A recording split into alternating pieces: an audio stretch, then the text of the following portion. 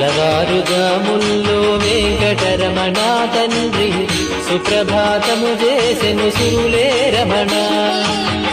పంచామృతములతో వెంకటరమణ తండ్రి నిత్యాభిషేకములే నిత్యము రమణ.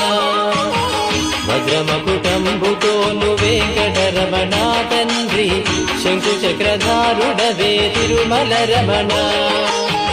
మూడు నామాలతోను వెంకటరమణ తండ్రి ముల్లోకములు ఏదడి మూర్తి విరమణ.